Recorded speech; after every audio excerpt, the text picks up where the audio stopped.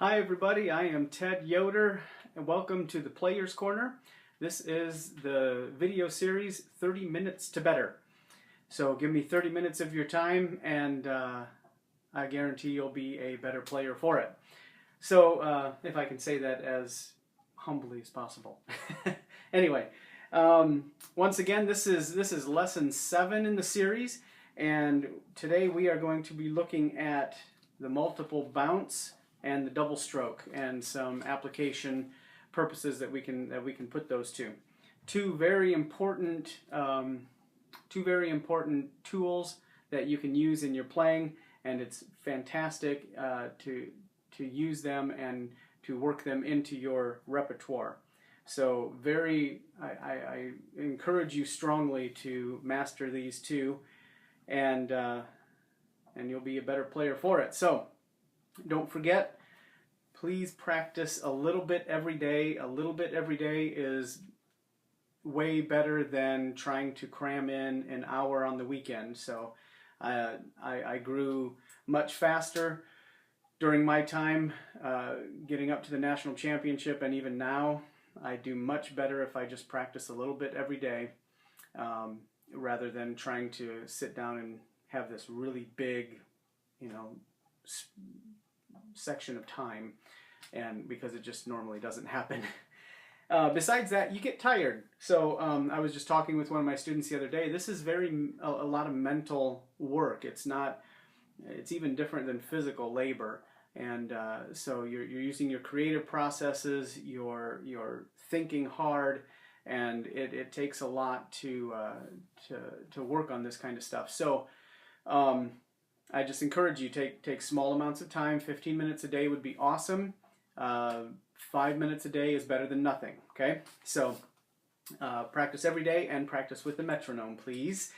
Metronomes are very important.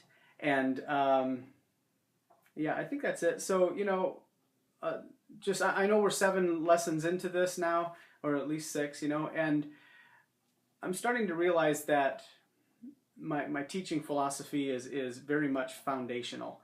So I want people to, I want to give you foundations that you can build a very strong talent. What's my wording? Oh, you got to have a strong foundation to grow, to build anything on.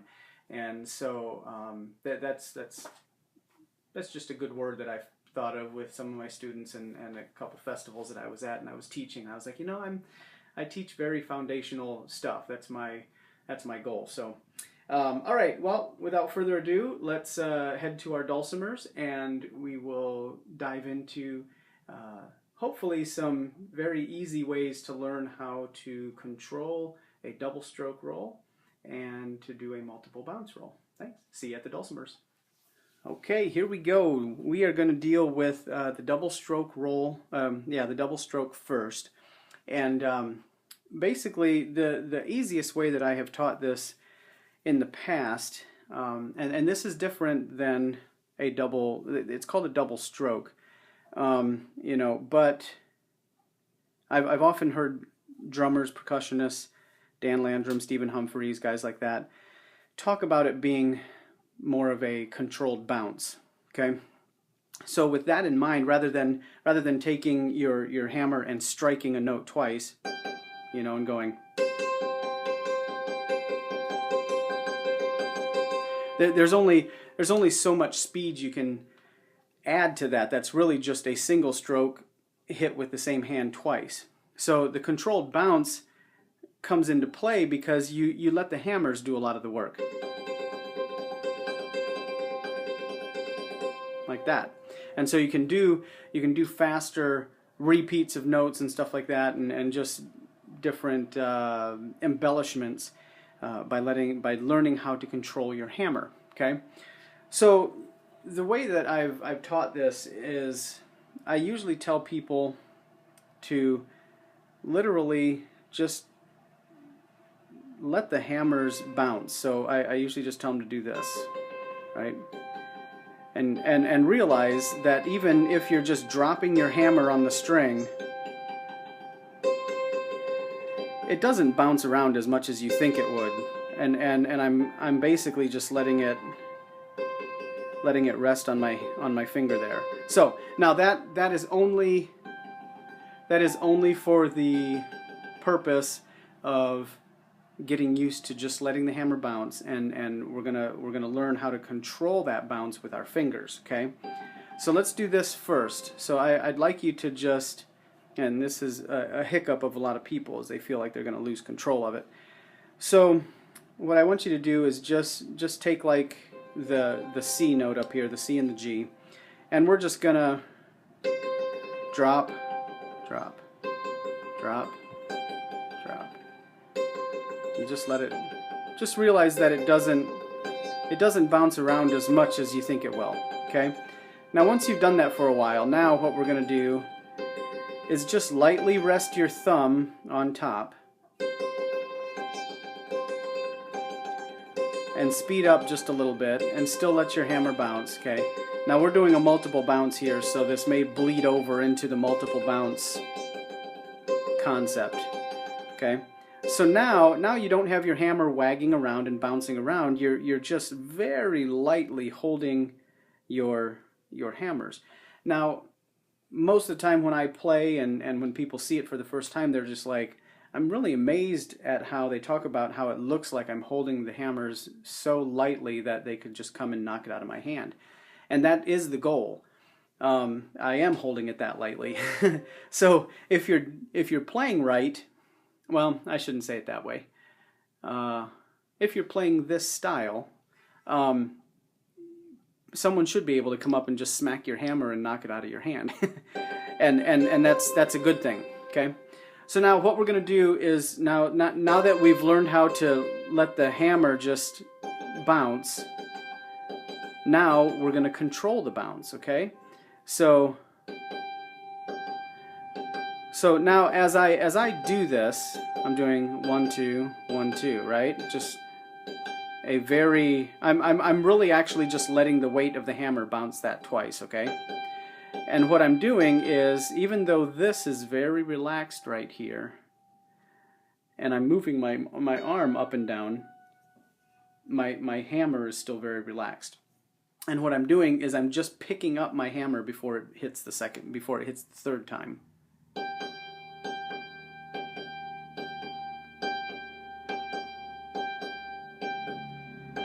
If I were to rest my hammer or my hand, then I'd get 3 or 4 bounces, right? So I'm just lifting my hammer up before it bounces a third time. So let's practice that a little bit. We're just going to start with our right hand, and we're going to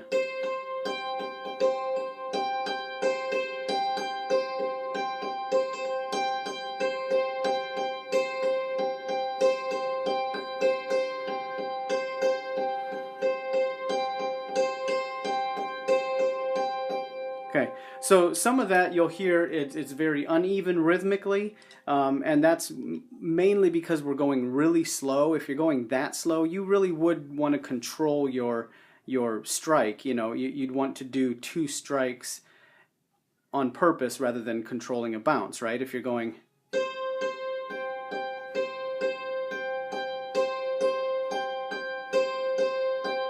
one and 2 and 3 and 4 and 1 and 2 and 3 and 4 and, you know, that's one way of doing it. So you're probably going to do it faster depending on your weight of the hammer and everything like that. You're going to be doing it faster than what we're showing here. But this is just for those who have a really hard time, who feel like they need to control the hammers if they're going to bounce all over the place. A lot of those people that hold too tightly to the hammers, a lot of you that hold too tightly to the hammers, you're afraid of letting the hammers bounce all over. But just let go, let it bounce all over this time, and the control will come. Okay. So I haven't done this, so let's set a tempo here. Let's try 80 BPM. I need to turn my volume up. Oh no. Meter 4. Yep, let me turn my volume up. Sorry, folks. Okay, so this is 80 BPM.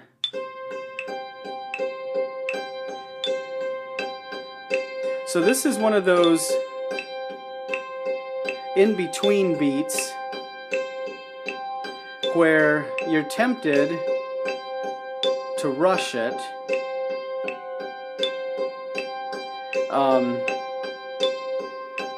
And it's actually one of those beats where it's probably easier in some respects to just do a double strike. Okay, so I was letting it bounce there on purpose because 80 BPM is a really good place to practice this and let it bounce. There's a big difference. Let me show you what I mean. This is double strike. If you can see my hands,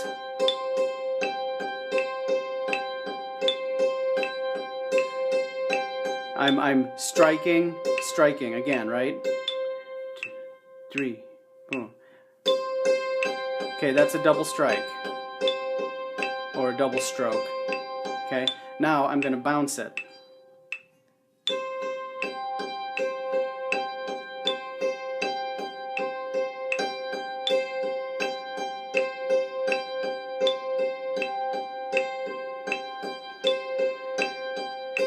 Okay, so hopefully hopefully you can hear a difference, and in the timbre of the instrument. But you probably also saw a difference in my striking, right? Because on the double stroke, I'm actually striking twice.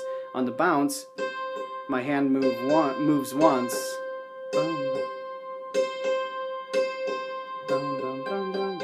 Okay, so if you're starting to get that under control a little bit, if you need it to go a little faster because your hammerhead's a little heavier and it just naturally tends to bounce maybe like this fast, or something like that, just up the speed a little bit. So I'm going to bump, gotta get to the right thing. I'm going to bump it up to 90 and see what that does. Here we go.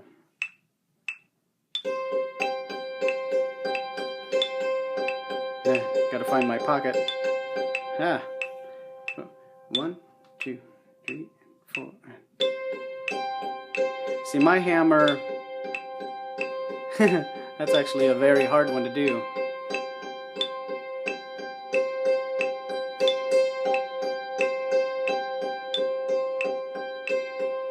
Okay, so my natural tendency to bounce is probably up around 102, I think. Dun.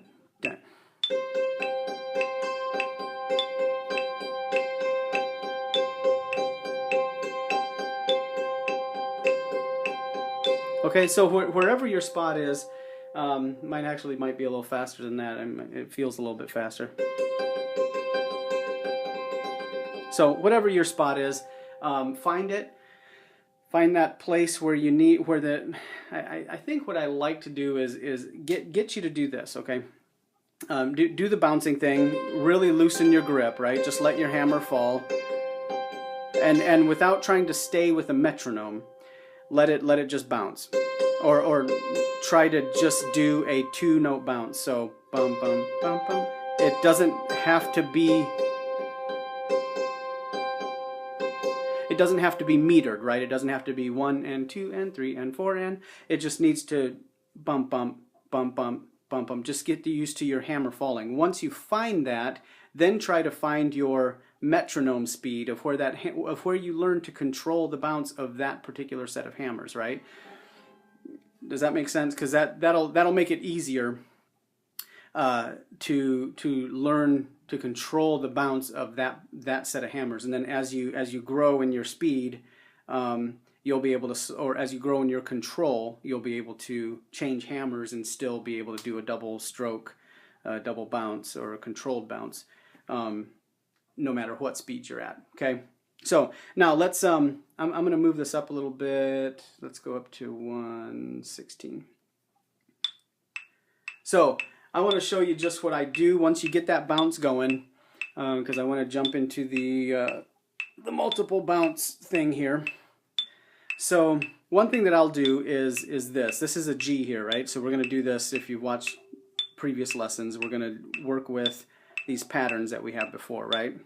Except this time I'm just going to do an ascending scale and an ascending and descending scale, ascending and descending arpeggio. Okay, 2, 3, 4. Ah. 2, 2, 2. Okay, so normally I'll start out with a single stroke.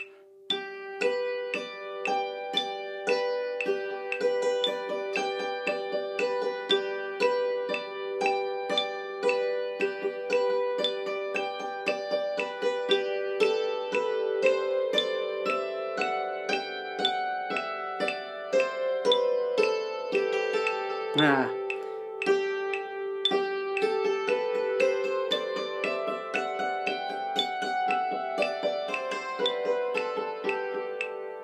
Okay, so that's a little slower than I normally do it. So that's one way that I would just practice it. And that's what I've done in the past. Maybe. Let me check something here.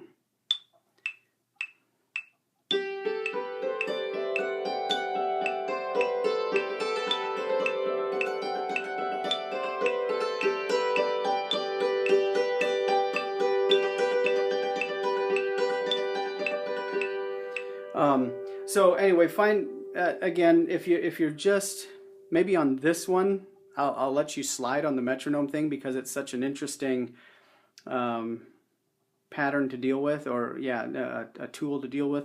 So I'll let you slide because you can probably hear, hey, I'm even having a little bit of trouble just because I'm not all warmed up and ready to go. So what I normally did, or what I normally do is this type of thing. So just like you heard, I'll do a scale in single strokes. And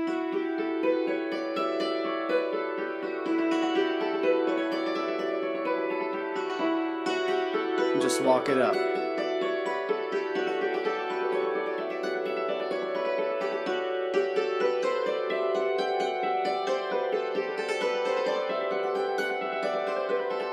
Okay.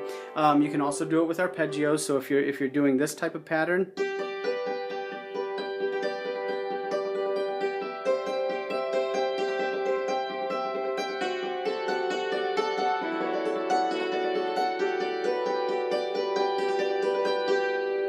just that type of thing, you can work it into a lot of different arpeggio practices and scale practices. And anytime you're doing a single stroke roll, it's really easy to start working on that double stroke roll within that same time frame. You're just doubling the speed of everything. Okay. I thought there was one other thing I wanted to show you on that. Oh yes. One thing you can practice, and here again, this is one of those things where I would spend maybe a minute practicing this. It's called an open and close roll. Okay. So on the double stroke, what you're going to do is you're going to start really slow. And then you're going to speed up a little bit as fast as you can go until it's nice and smooth, right? And you go as fast as you can until you start losing control and your timing starts lagging, right? I can maybe go a little bit faster. And then you bring it back out.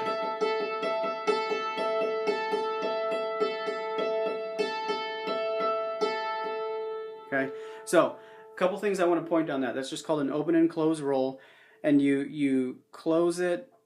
You open it to it starts slow, right? And you're bringing it closer together. It's kind of like if you had a ball that was pinging between your hands, and so here it would be tuck, tuck, tuck, tuck, tuck, tuck, tuck. And as you close your hands, it would go tick, tick, tick, tick, tick, tick, tick, tick, tick, tick, tick, right? And it would spin. It would go faster, and then you open it back up. So it's the same thing. You're starting open and closing, and then you're coming back out. So now the whole point of that is there's even in me in my playing, there's trouble spots in between those faster and slower moments. And so one thing I want to point out on that is this. When you first start, you're going to have bigger arm movements, right? Because you're... Oops. Right, because you're going slower. And then as you speed up, your arm movements come closer. You don't arc your hammers as much. And then as you get up to even this speed, you're pinching your hammers a little bit more. Still very loose, but you're pinching it and kind of forcing them down, right?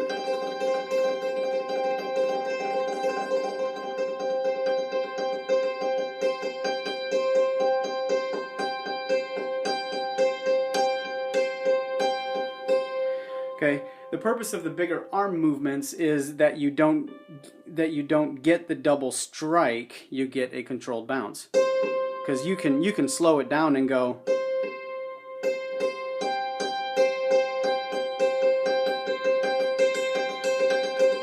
But that's not really what we're going for. We're going for that controlled bounce.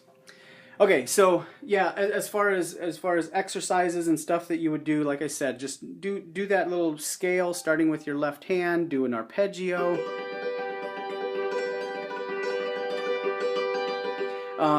You can do an ascending or descending. You can do this type of thing.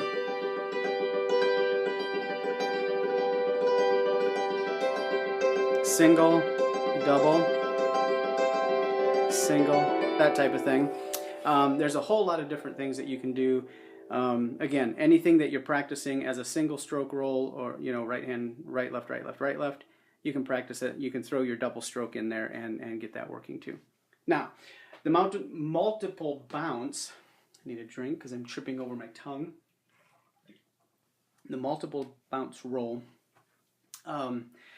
you probably won't use as much for embellishments and stuff like that, but it is a really very cool, handy thing to have in your toolbox.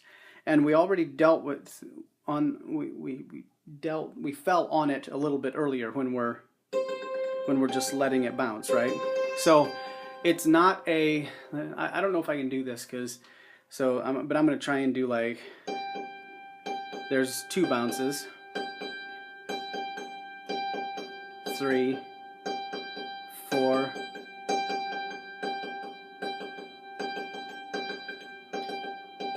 yeah, it's hard for, yeah, like I said, I haven't practiced that. I haven't practiced trying to do 3 or 4 bounces. But the multiple bounce roll is not necessarily, it's more than 2 bounces, I know that, and it's probably more than 4. But what you're going to do is the same thing as before when you're just letting it bounce like this. But what we're going to do is we're just going to take that then, and we're just going to speed it up. And again, you're pinching your hammers down, right?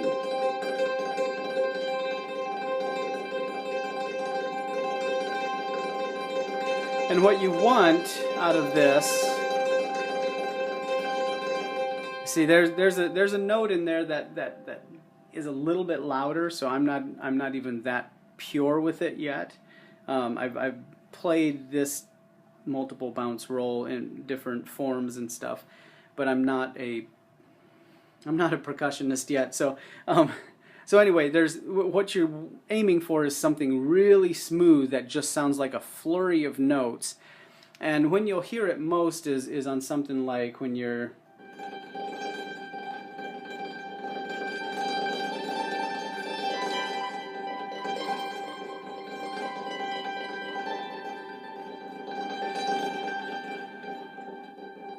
okay. So you'll do stuff like that.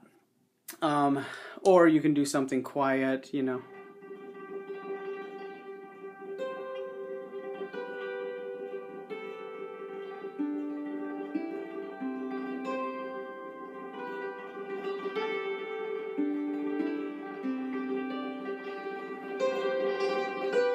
Anyway, so it's the same concept of the double stroke roll. We probably don't have to dwell on it as much as we did on the double stroke roll. It's the same concept where you're starting out slow,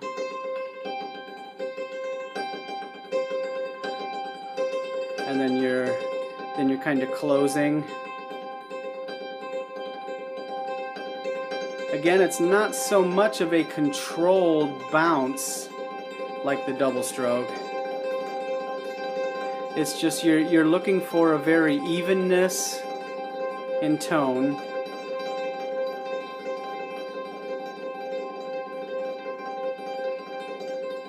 And it's a little harder to do it on 2 because you're hearing the different timbres and the pitches of the instrument, of the notes. So you're probably going to do this on 1. And you just want a nice even tone. Okay, it's just a controlled bounce. Well, not really a controlled bounce, but okay. So now, here's what I would do. If you get this thing going nice and smooth, and this is an exercise that I would do. Now, just if you're over here on this G, I'm going to quiet it down a little bit, and then we're going to jump over. 1, 2, ready, go.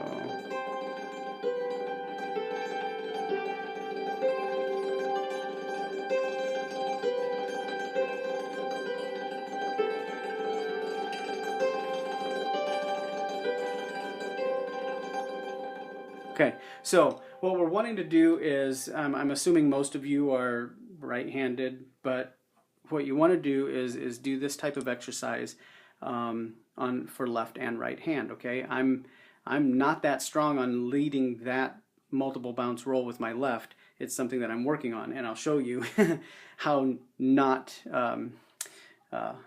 acquainted I am with it. So, but what we want to do is we want to try and get this G over here, or whatever note you're on, whether it's an A or a G, but you're doing this pattern and you're jumping over and just hitting this one note, but what you're trying to get is that sound like it's almost just a continuous even though your hand is jumping over. So there were a few times where I had it in there, okay?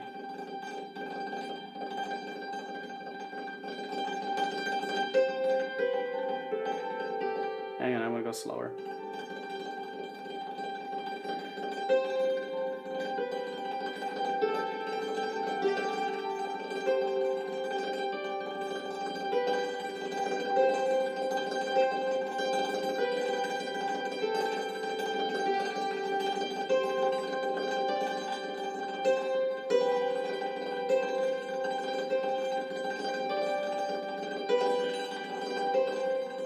So you can hear there's still a hiccup in there at one part where I'm moving this hand over to hit, and there's this slight break in the tonal in the notes that I'm playing. So that anyway, I think you get where we're heading now. To make it really fun and difficult, jump over. So you do this with your left. Yep. And you might think that you can start with your right again, but you can't, because you're well, I don't know. I don't know if you can't, but when you're reaching over here for that 1, it's going to be a little off the 1 if you do that. So I'm going to try and start with my left. 2, ready, go.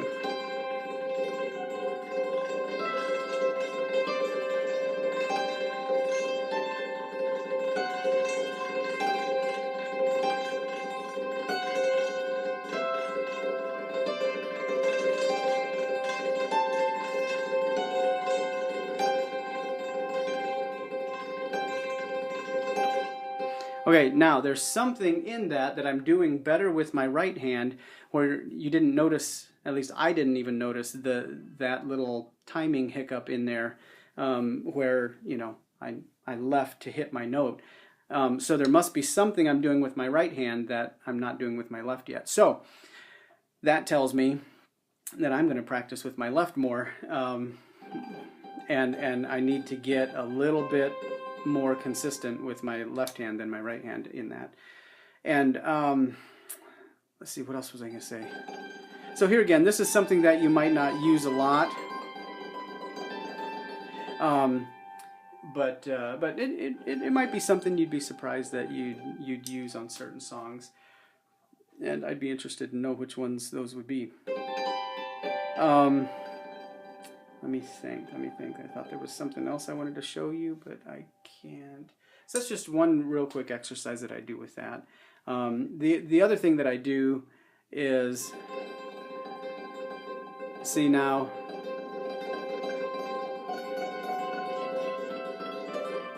see there's something in my left hand that still isn't as smooth as that. And so if you start on one note,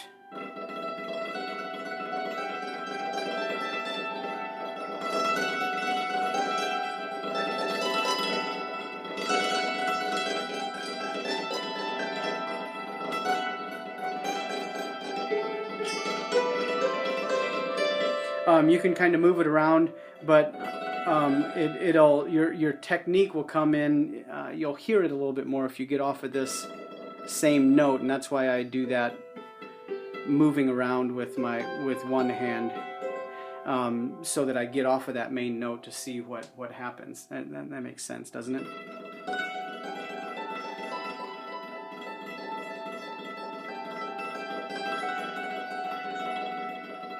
And you can slow it down like this. See, that's nice and even. That's probably very natural for me right there. And that's not a double stroke, that's a multiple bounce.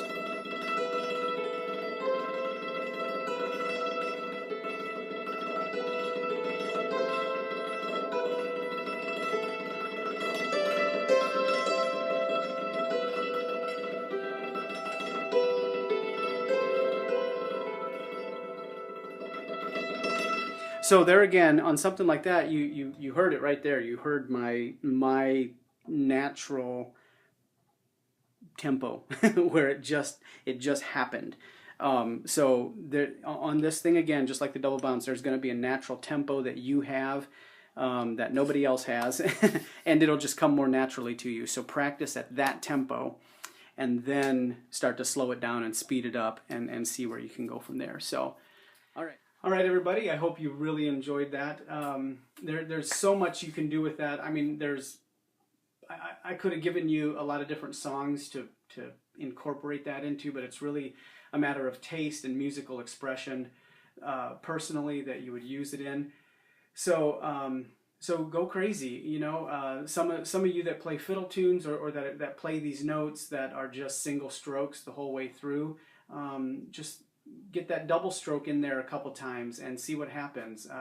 You know, if there's one note in particular that you're kind of like the melody, if you hit it and it's supposed to sustain for, I don't know, 4 beats or whatever, if it's a whole note or something, why don't you put in a trill with the multiple bounce roll or something, and just find ways to stick it in there.